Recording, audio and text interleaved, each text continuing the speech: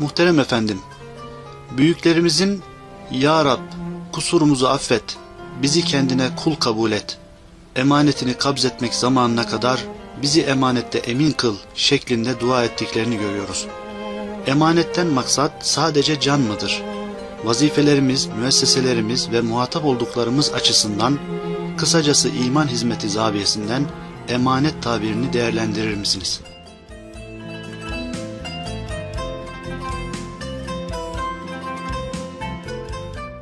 İcmalen şöyle denilebilir Allah'a alem, ama siz daha güzel bir ifadeyle bu icmali seslendirebilirsiniz. Verilen ve kazanılan her şey emanettir. Allah tarafından size verilen ne kadar şey varsa ve Cenab-ı Hakk'ın verdiği bu ilk mevhibeleri değerlendirmek suretiyle iradenizin hakkını vererek kazandığınız ne kadar şey varsa yani o yakın failine nispet ediliyor. Esas onun faili hakikisi de yine Allah'tır. Ama hukuk disiplinleri içinde de malum mecellerin kuralları içinde de olan bir şey. Bir şeyin gerçek faili görünmüyor, bilinmiyorsa en yakın sebebe nispet edilir o fiil. Bunun gibi insana kazanma nispet edilebilir. Çünkü iradesi var. İnsan camit bir varlık değil. Ve bunların hepsi nimet kategorisi içindedir. Bir yönüyle bunlar o nimeti veren ve aynı zamanda seni de kazanmadan muvaffak kılan zata karşı hamdü sena hissini tetiklemeli. İnsan sürekli çok ciddi bir metafizik gerilim içinde hamdü sena ile gerilmeli. Elhamdülillah demeli. Her değişinde tepeden tırnağa bu mübarek kelimeleri vücudunun her yanında duymalı. Yani elhamdülillah. Denediniz mi? Deneyin bir yani. Tırnağınızın ucundan saçınızın ucuna kadar dediğiniz kelimenin bünyenizde tesir bırakması, iz bırakması, ihtizaz meydana getirmesi. Elhamdülillah. Bir yanı bu. Yani verilen ve kazanılan şeyler arka planında o meselenin, ön planında, evvelinde, ahirinde, zahirinde, batınında o kudreti namütenahinin elini görmek, Allah'ın elini görmek ve dolayısıyla ona karşı hamdü senada bulunmak. Bir meselenin bir yanı bu. Bir diğer mesele böyle iyilikler, güzellikler adına mesela işte hayat çok güzel bir şey bu. Sonra iman onun üstünde çok güzel bir şey. Çünkü o iman dediğimiz mesele ebedi hayatın nüvesini taşıyor. O iman olmayınca sadece burada hayvanlar gibi insan dar bir zaman dilimi içinde yaşar, sonra yok olur gider. Ebedi olabilmesi ancak o iman sayesinde gerçekleşiyor. O da çok önemli bir emanet. Onun için insan onu koruma adına ne kadar tahşidat yapsa, ne kadar etrafında surlar oluştursa, ne kadar deliller getirse yine geriye dönüp helmi mezit ferdi olsa, ne kadar araştırsa, ne kadar daha yok mu dese yine de o işin hakkını vermiş olmaz. O emanet mevzunda o kadar. Yani size getirmiş altını, gümüşü, bir etek, bir çuval, bir araba dökmüşler. Koru bunu falan demişler. Korumazsan senin kellen gider. O mevzuda nasıl bir hassasiyetle o işin üzerinde duruyorsunuz? İmanın yanında onun kıymeti hiç hükmündedir.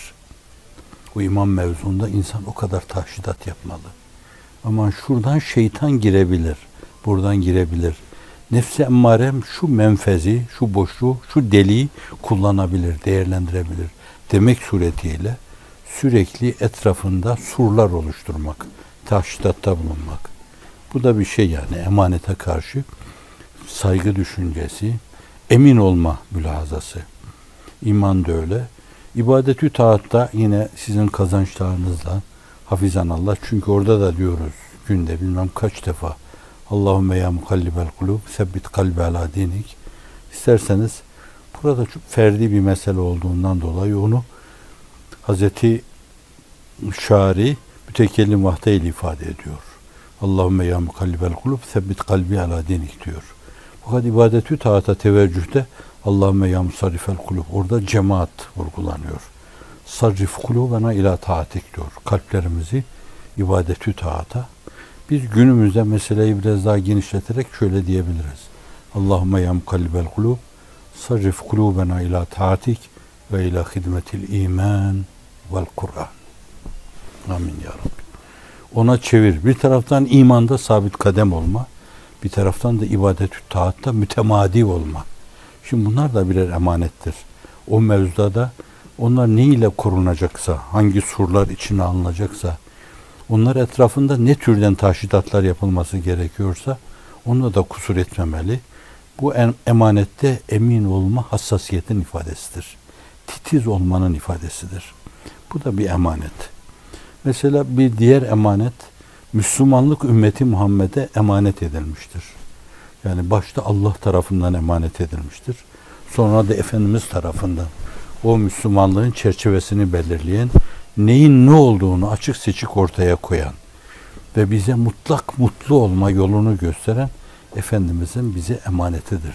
Sahabe-i kirama emanet olduğu gibi ondan sonra gelen nesillere de emanetidir. Ondan sonra gelen insanlar, o büyük mücedditler, müştehitler, evliya, asfiya, ebrar, her birisi o mevzuda belli katkıda bulunmuş. Bir kısım böyle kapalı noktaları vüzuha kavuşturmuş, inkişaf ettirmiş. Bu arkadan gelen nesillere emanet etmiş. Onlar da birer emanettir. Bunların hepsi insanın omuzunda. Günümüze gelince bir hizmet-i imaniye ve Kur'aniye meselesi vardır. Bu da bir emanettir. Bir taraftan devam ve temadisi adına bu işin. Yani bugüne kadar o işi getirenler getirmiştir. Çok sıkıntılı dönemde o mevzuda hırzı can eden insanlar yapmaları gerekli olan şeyi arızasız, kusursuz yerine getirmişlerdir. Şimdi bu hizmet-i imaniye emanet edilmiş bize. O da bir emanettir. Bir taraftan onun bu mevzuda günümüzde bize geldiği şekliyle esas korunması, muhafaza edilmesi, hız kesmeden onun devam etmesi, bugüne kadar yayıldığı yerlere yayılması, yayılması gerekli olan yerlere yayılması, ulaştırılması için bir emanettir bunu. Ömrümüz olduğu sürece o emanetin emanetçileri olarak onu götürülmesi gerekli olan yere götürmekle biz mükellefiz. İşte Allah'ın emanetini alacağın güne kadar bizi, beni emanette emin kıl derken bir insan bütün bu mülahazaların hepsini nazarı itibara alarak daha detaylara inilebilir bu mevzuda. Yani imandan İslam'a, İslam'dan ihsana, ondan marifetullah, ondan bugünkü nesillerimizin mazhar olduğu imana ve Kur'an'a hizmete, bu meselenin bir Allah'a karşı vazife ve sorumluluk yanı var. Bu emaneti bize devredenler, teslim edenler arızasız, kusursuz, şöyle böyle teslim etmişlerdir. Arızaya, kusura maruz bırakmadan onu bundan sonra götürmek bize emanettir. Bundan sonra ona bir şey olursa şayet o emanete hıyanet sayılır ve onu bize sorarlar. Bu açıdan da bir taraftan fiilen bu konu üzerinde hassasiyetle durmalı. Yani emanette emin olmaya çalışmalı. Hangi husus Allah'ın bize lütfettiği, ihsan ettiği, verdiği dedik, varidat ve bizim o verdiği şeyleri değerlendirerek geliştirdiğimiz, kazandığımız şeyler, hangi husus ne türlü korunma istiyorsa şayet onları o istikamette korumak lazım. Hiçbir şeyin yöreye gitmesine meydan vermemek lazım. Zayi olmasına meydan vermemek lazım. Bunlar emanette emin olma ve hassas olmanın ifadesidir.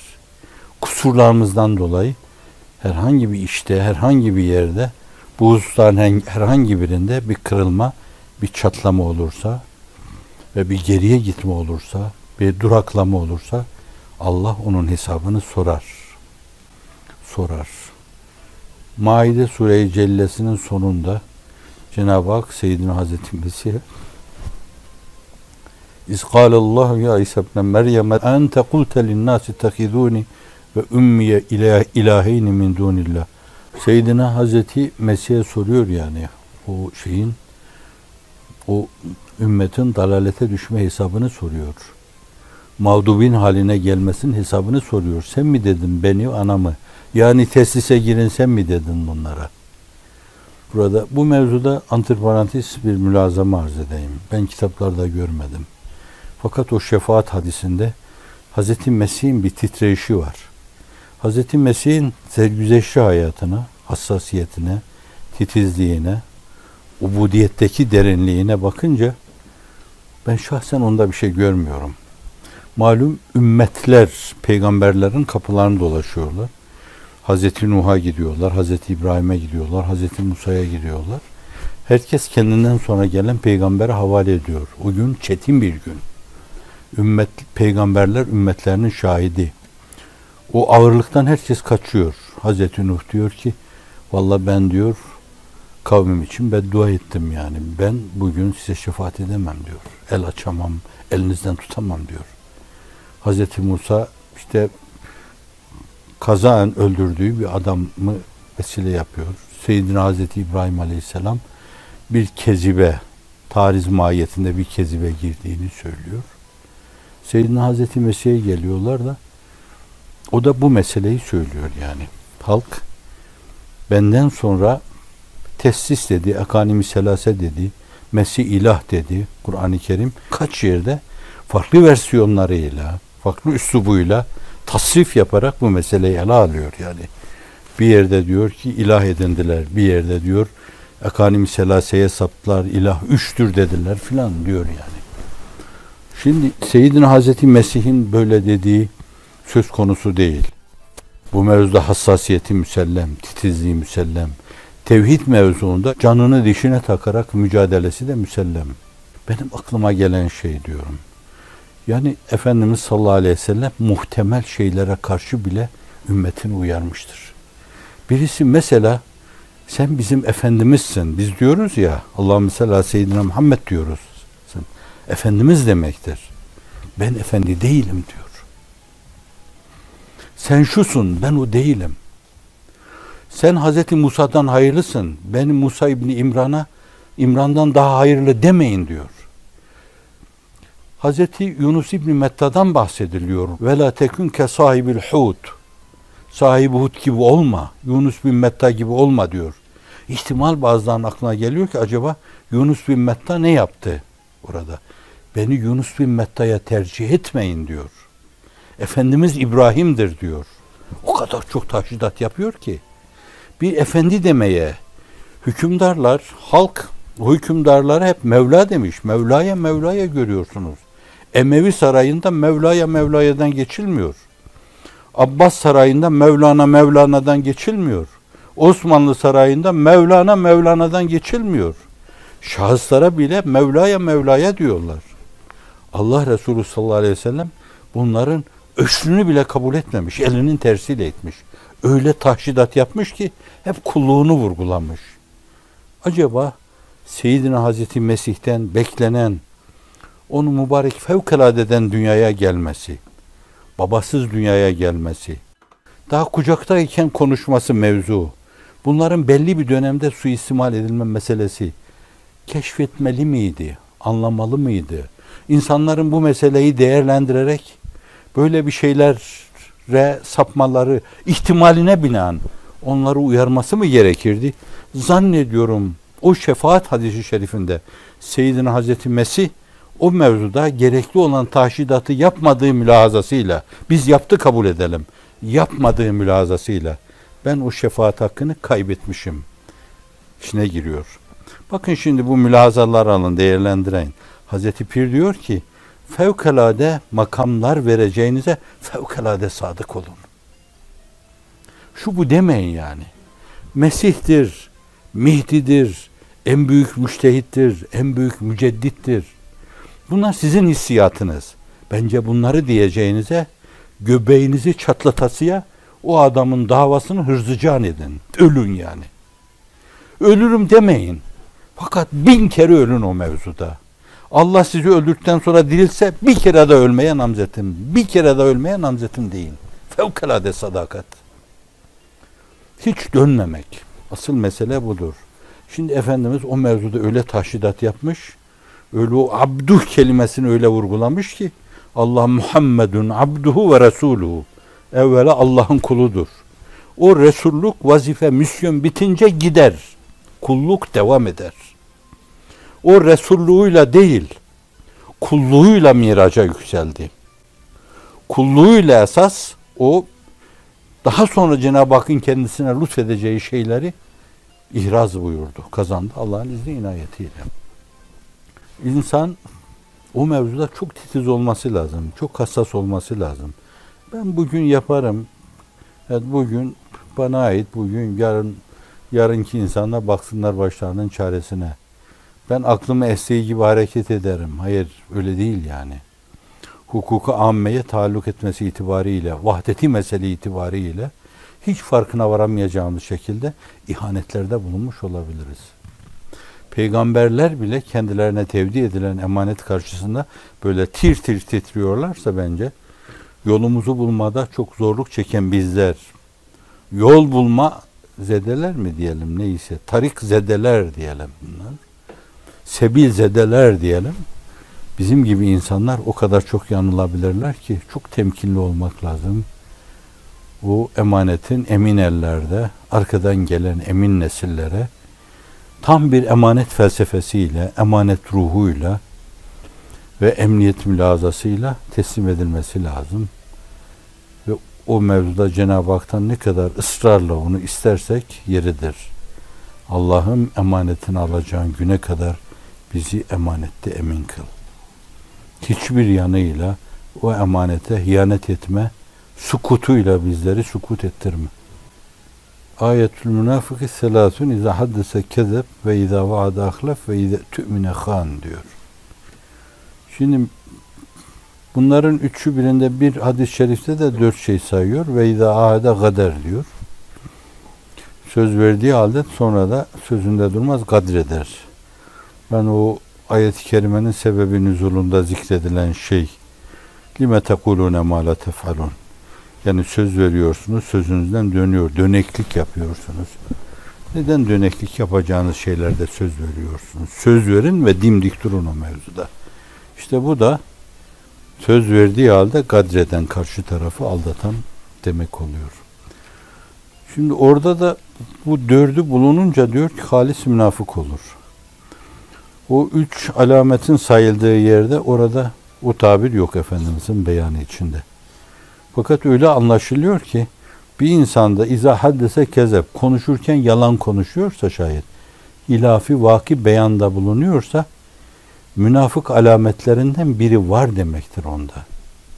Ve bir insanda bir münafık alameti varsa işte o alametin karşısı neyse şayet, o alamet mesela kezipse onun karşılığı sıdıktır. Sıdık duygusu yaralı demektir onda. Yani o insana meleği alanın sakinleri doğru nazarıyla bakmazlar. Ve izâ vaade ahlef, söz veriyor, sözünden dönüyor. Burada. Şimdi söz verip sözünde durma mevzu var. Sabit kadem olma mevzu var. Bir insanda söz verip sözünden dönme alameti varsa yine bir münafık alameti var demektir. Ve bunun karşılığında olması gerekli olan bir sıfat, bir vasıf, bir özellik. İşte onda yaralanma vardır. Ona o şey neyse, o taraf neyse şayet öyle zede diyebilirsiniz. Mesela emanet zede diyebilirsiniz. Ve izâ tü'mine khan dediğiniz emanet mevzuyla alakalı. Kendisine bir şey emanet olarak tevdi edildiğinde siz emaneti sayılan silsile içinde detaylarını da kendi kafanızda canlandırarak düşünün.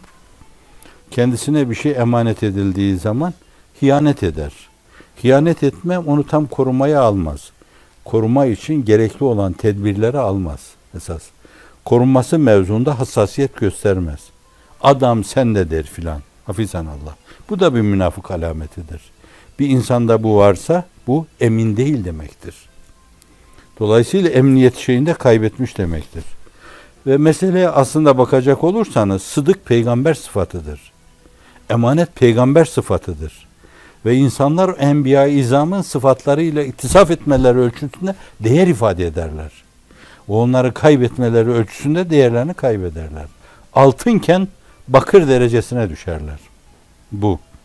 O hadis-i şerifte ifade edilen şey de ve izâ tü'mine khan, kendisine bir şey emanet edilince iman, İslamiyet, ihsan, hizmeti imaniye ve Kur'aniye ve başımızın tacı Kur'an-ı Kerim, onun korunması, muhafaza edilmesi, inna nahnu nezzelne zikri ve inna lehu lehafizunda ümmetin koruması mevzu da söz konusu.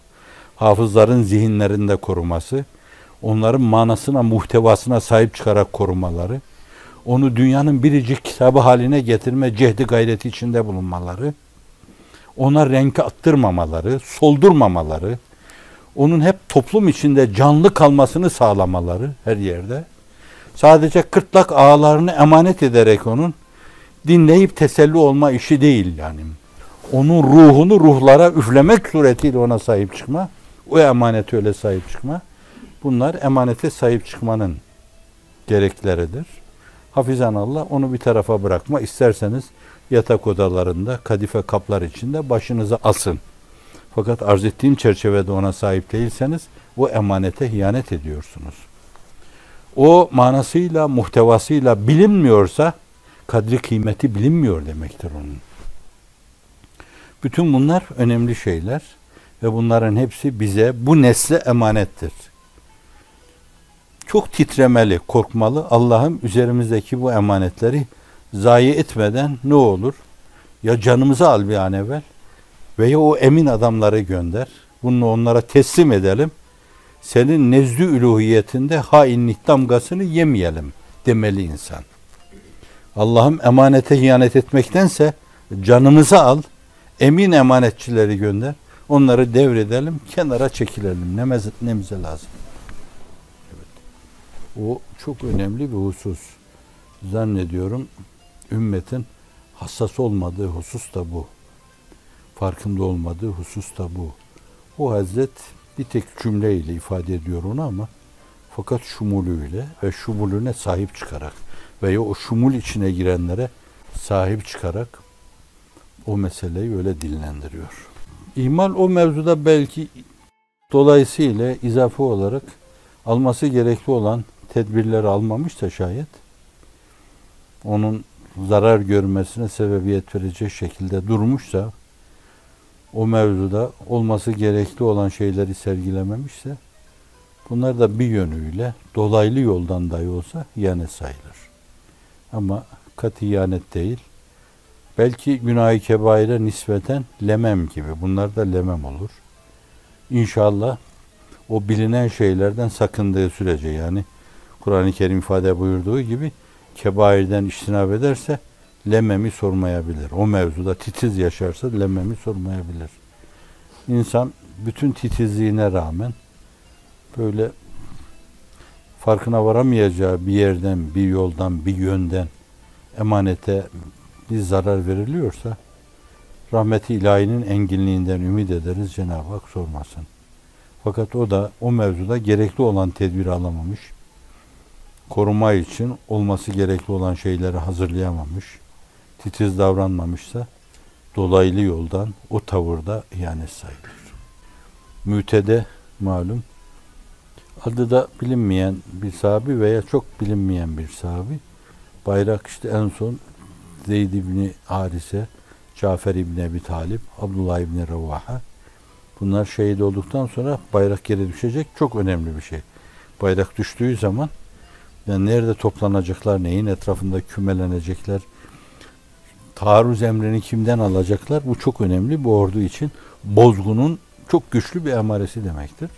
Orada ufak tefek bir sahabi bayrağı kapıyor, düşmesin diye, yere düşmesin diye. Onu dalgalandırıyor. Sonra bir aralık Hazreti Halid karşısına çıkıyor. Komutan diyor, bunu senin için taşıyordum ben, al diyor, bunun sahibi sensin diyor. Ve Halid, o Cihangir, batılı birisinin dediği gibi yani Hannibal gibi batılı komutanları biz Halid'in kapısında kumandanlık dilenirken görüyoruz. Senin için taşımıştım, al diyor. O usta manevralarıyla hezimeti zafere çevirerek Medine'ye dönüyorlar. Şimdi kendimize öyle bakabiliriz yani. Fakir kendim açısından o meseleye her zaman öyle bakıyorum. Alvar imamı gibi değildir bu bana layık, bu bende. Bana bu lütfil ihsan nedendir diyorum. Nefis cümleden edna, Hazreti Üstad'ın ifadesi. Vazife cümleden âlâ, nefis cümleden edna. Ve yine Alvar imamın ifadesiyle herkes yakşı men yaman, herkes buğday men saman. Samana nasıl Allah böyle işler gördürüyor? Buğday varken. Allah'ın işi. Allah kendi büyüklüğünü zihinlerimize vurgulama adına küçük, önemsiz şeylerle çok büyük şeyler yapar. Ta o işlerin ona ait olduğunu vurgulamak ister. İfade buyurmak ister. Bizim işimiz de o. Küçük insanlarız. Vaka verilen mücadele mücadelesi değil. Kılıçlı, kalkanlı, oklu, yaylı mücadele değil. Atlı, katırlı, develi bir mücadele değil. Manevi mücadele bu. Gönülleri fethetme istikametinde bir mücadele. İnsanları insanlığa çağırma mücadelesi. İnsanı kamil olmaya yönlendirme mücadelesi. Beraber yaşama duygusuna yönlendirme mücadelesi. Böyle bir mücadele ama fakat sürekli anne karnındayken bile herhalde böyle hep oradaki vetireyi hep kargaşayla geçirmiş insanlar dünyaya geldiği andan itibaren de hep böyle kargaşa düşünmüş, anarşi düşünmüş, kan düşünmüş, kan görmüş, kan rüyalarıyla yatmış, kalkmış, uyumuş, uyanmış. Bu insanların içinde yeniden o ruhu tesis etme mevzu çok önemli bir vazifedir, bir sorumluluktur. Cenab-ı Hak lütfettiği bu şeyin ümmeti Muhammed'in elinden alınmasına inşallah fırsat vermesin. Rabbena zalemna enfusena ve illem tagfir lana ve terhamna lenekunenne minel khasirin. Vagfir zunubena ve etkilna fi zümretis salihin. Va'fu anna vagfir lana verhamna ente mevlana fansurna alel kavmil kafirin. فانصرنا على القوم الظالمين فانصرنا على أعدائنا كلهم أجمعين في كل أنحاء العالم آمين وصل وسلم وبارك على سيدنا محمد وعلى آله وصحبه وسلم